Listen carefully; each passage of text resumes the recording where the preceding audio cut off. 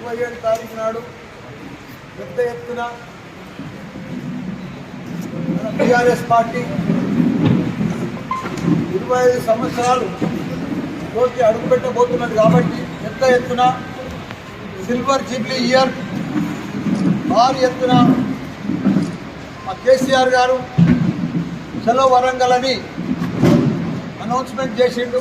దానికోసం మేమందరం కూడా ప్రతి కార్యకర్త, ప్రతి మాజీ మేయర్ కానీ, పార్టీ ప్రెసిడెంట్ కానీ, మాజీ కార్పొరేటర్లు కానీ, మాజీ ఎంపీటీసీలు కానీ, సర్పంచులు కానీ, స్థానిక సీనియర్ నాయకులు కానీ, ఉద్యమకారులు కానీ ప్రతి ఒక్కరు కూడా ఇంటింటికి బొట్టు పెట్టి మనమందరం కూడా, ఎందుకంటే ఈ 15 నెలల ప్రభుత్వం మనం చూసినాం, వాళ్ళు ఆశ పెట్టి ప్రజలకు వమ్ము చేసి నమ్మకంతో ఏదో మాటలు చెప్పి, మాయ మాటలు చెప్పి వాళ్ళు కాంగ్రెస్ ప్రభుత్వంలోకి వచ్చినప్పటి సంధి కాంగ్రెస్ వచ్చిన సంధి హత్రం పుత్రం అయిపోయింది. కార్యక్రమం నీళ్లుంటే లేవు, పంటలకు సాగునీరు లేదు, సరిగ్గా కరెంటు లేదు, ఎక్కడ కూడా హరితారం లేదు, ప్రజలకు ఏడా సుఖం లేదు, ఏడా నిమ్మడం లేదు, పైసలు కుక్క లేదు, రియల్ ఎస్టేట్ అసలే లేదు.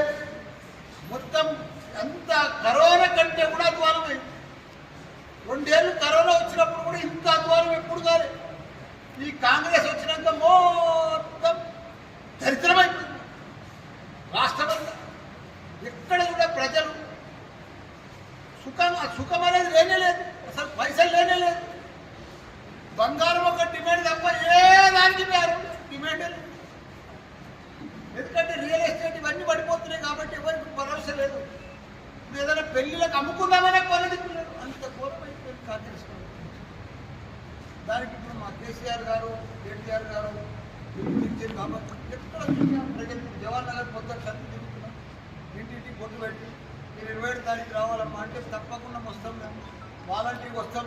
మాకు మళ్ళీ కేసీఆరే కావాలి, మళ్ళీ మాకు కేటీఆర్ ప్రభుత్వమే కావాలి.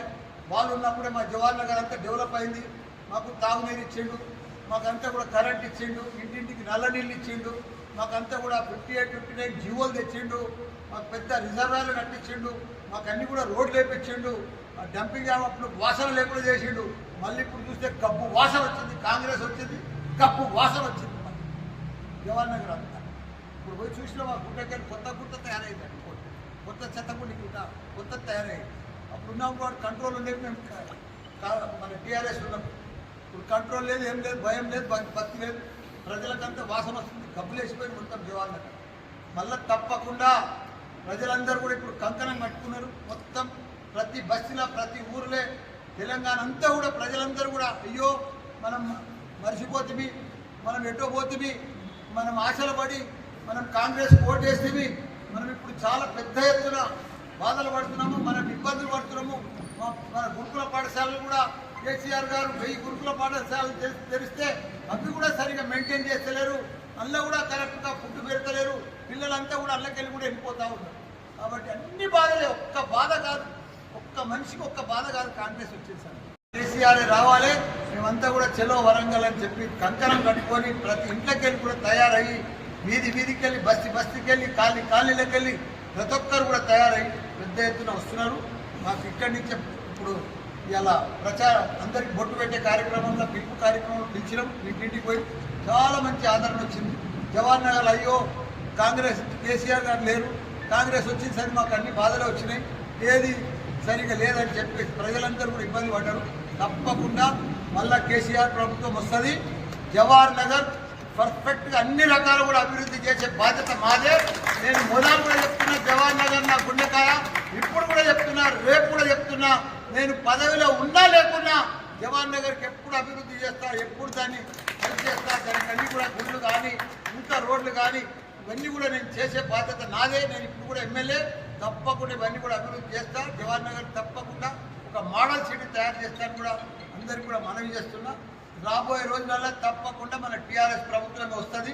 ఒక 3 ఏళ్ళు ఓకే పడితే తప్పకుండా మన ప్రభుత్వం మళ్ళీ మనకు వస్తుంది. టీఆర్ఎస్ ప్రభుత్వం, మన కేసీఆర్ మళ్ళీ మనకు సీఎం అవుతాడు.